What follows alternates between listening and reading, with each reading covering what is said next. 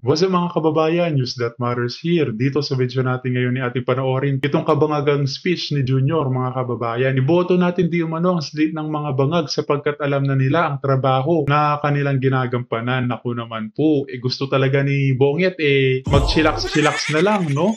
Para kapag naupo itong mga senador niya, wala na siyang problema sa pagpapaalis o pagpapa-impeach kay VP Sara.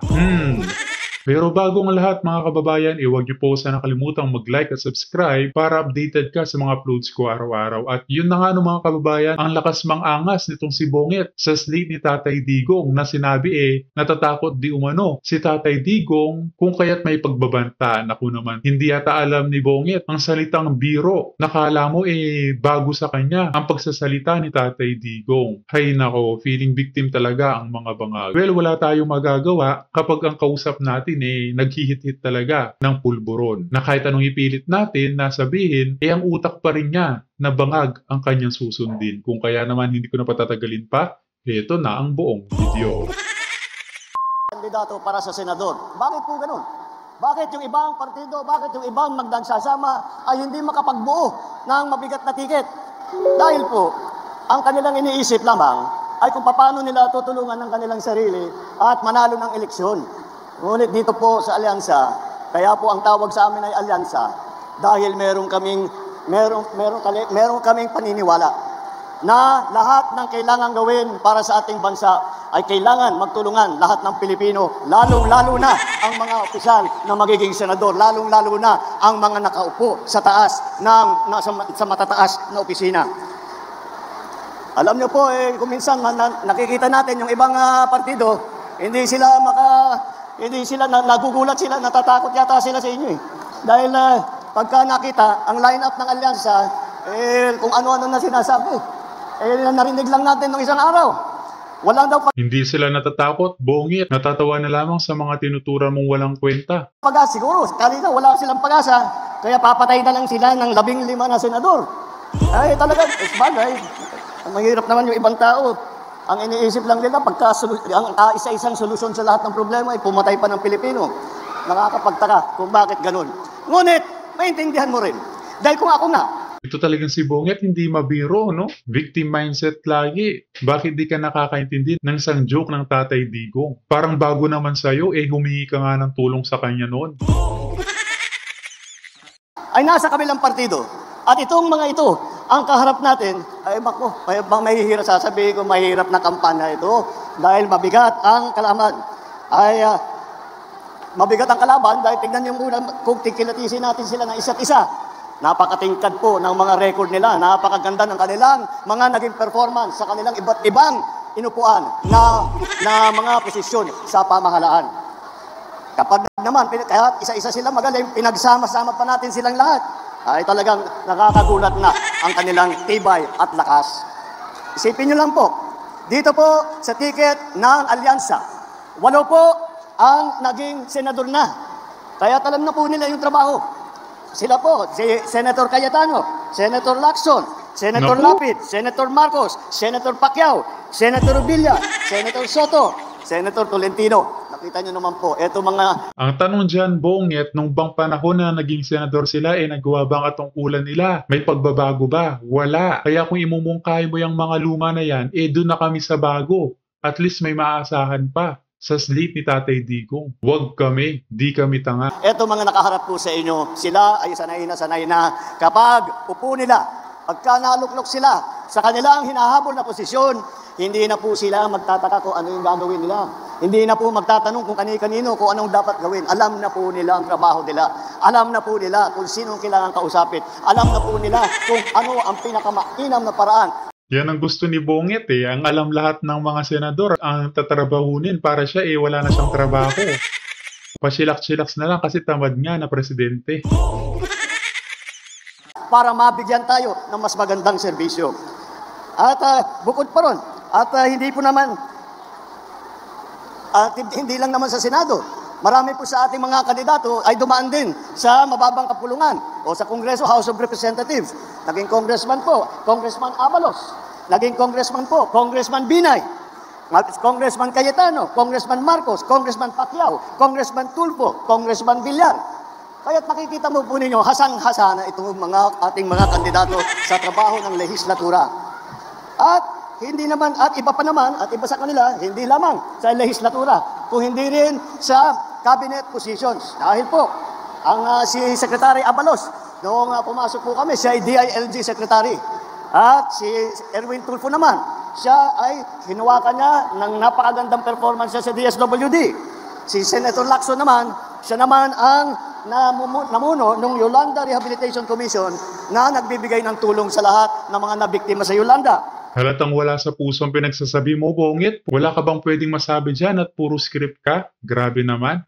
At si Tolentino ng MMDA, ang una, siya po ay MMDA na chairman. At masasabi ko po sa inyo, nung nandun po kami sa Tacloban, at nag-aantay kami ng tulong, nag-aantay kami ng dadalhin ng mga gamit, ng mapagkain para sa mga nabiktima.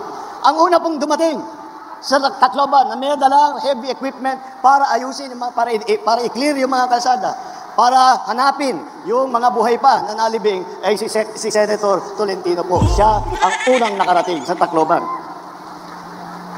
Alam na po nila ang trabaho ng gobyerno mula sa Mga baba balimbing. hanggang sa taas, hanggang sa kabinete. Alam na po nila kung paano patakbuhin na maganda ang pamahalaan. At hindi lang po yun, meron din po tayo, mga gobernador na nasa local government. Ay alam niyo po, yung aking kapatid, naging governor po, Governor Jaime Marcos ng Ilocos Norte, Governor Lapid naman ng Pampanga, Governor Bong Revilla ng Cavite, puro mabibigat na probinsya na nagawan nila ng magagandang progreso. Kasama din ang mga mayor, city mayor po. Dito, kasama rin dito mga city mayor po. Unang-una, si Benhur Abalos po, matagal na mayor po ng Mandaluyong yan. Marami pong nakuha siyang premyo. Noong kinaiinggitan nga namin, nung nasa local government din ako, sabi namin, lahat na lang ng premyo napunta sa Mandaluyong. Paano ka naman kami? Pero ganun siya kagaling. At si Abi Binay naman, Mayor Abi Binay, siya naman ang humahawak ng Makati. Hindi po simple yun, dahil ang Makati, ang pinakamayaman na lungsod sa buong Pilipinas. Kaya nakita natin, sa kanyang trabaho, pinasikat niya ng gusto. At ang serbisyo sa Makati ay napakaganda dahil sa patakbo ni Mayor Binay. Alam niyo po, halos lahat para sa mga matatanda, para sa lahat na may sakit, libre po lahat. At saka pag umabot ka ng 100 years old, bibigyan ka pa ng cake. Talaga naman, nakita mo kung gaano kaganda ang patakbo ng ating mga kandidato rito. At hindi po makakalimutan ang boses ng kababaihan. Dahil apat po sa kandidato natin ay babae na hindi lang na dahil lang babae sila ay maaasahan. Hindi po. Kilala ko po sila lahat. Lahat po sila ay napakatapang. Sila po ay masigasig na ipaglalaban ang karapatan ng ating mga kababaihan, magkakaroon ng malakas na boses sa Senado para sa kababaihan. Pagdating naman, kung saan sila nanggaling, ay iba-iba po nanggaling. Baka sabihin po ninyo, alam lang nila yung Maynila. Alam lang nila yung Luzon. Hindi po totoo yun. Dahil, tignan po natin, unang-una, alam niyo naman, si Manny Pacquiao. Manny Pacquiao ng Sarangani, Jensen. Si Erwin Tulfo ay lumaki sa Davao del Norte. Davao Oriental. At saka sa Sulu, kung saan nakadestino yung kanyang ama na nagpakita ng kabayanihan. Ang unang Senator Vicente Soto po ay galing po naman sa Cebu.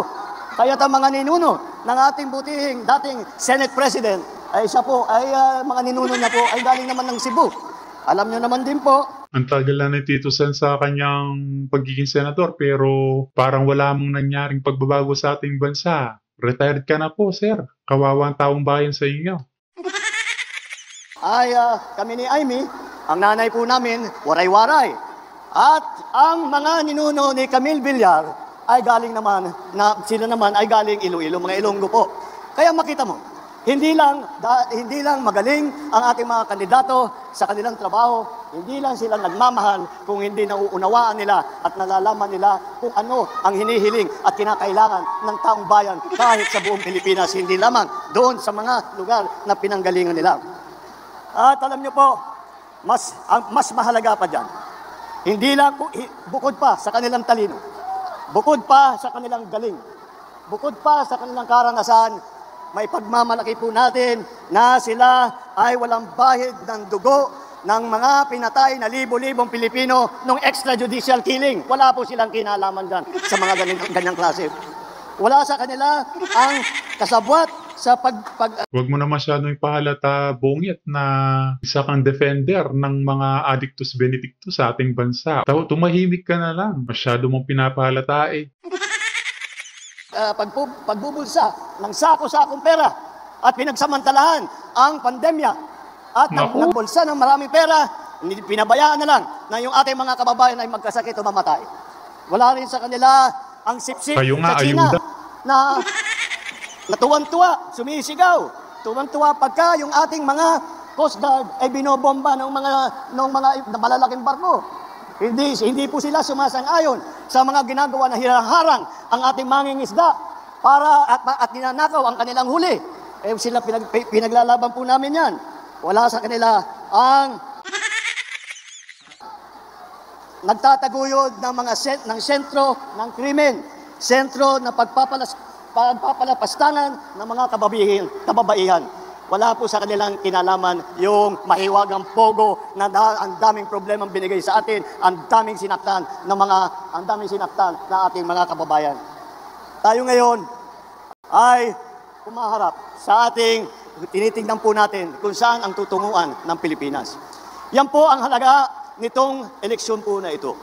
Ang mahalaga ang eleksyon na ito dahil sa eleksyon ito, sa pagboboto ninyo, mamimili po kayo kung tayo ba ay babalik sa panahon na gusto na ating mga liderato ay ang Pilipinas magiging probinsya na ng China.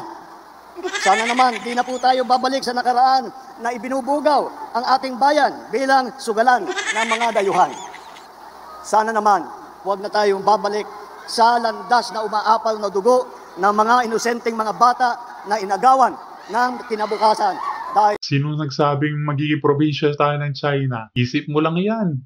At sinong tangang presidente ang papayag na ganun? Sa tingin mo ba, ganun-ganun kadali lamang na mangyari yun? Mag-isip ka nga. Dahil sa kanilang pagpapatay, hindi na tayo pwedeng ganun.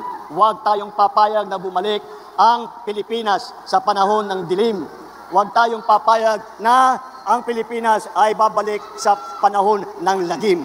Ito po ang ating pagkakataon na dalhin ang Pilipinas. Feel ko nga, impyerno ngayon eh. Kayo ba mga kababayan, anong pakiramdam nyo sa administrasyon ni Marcos? Na-safe ba kayo? Kasi kung akong tatanungin, parang impyerno ngayon. Laganap ang mga dictus benedictus sa mga kanto. At ang mahirap pa, nasa gobyerno pa. As always mga kababayan, kita na lang ulit tayo sa ating next vlog. Huwag niyo po sana nakalimutan mag-like at subscribe. Maraming po salamat mga kababayan. Ingat and God bless.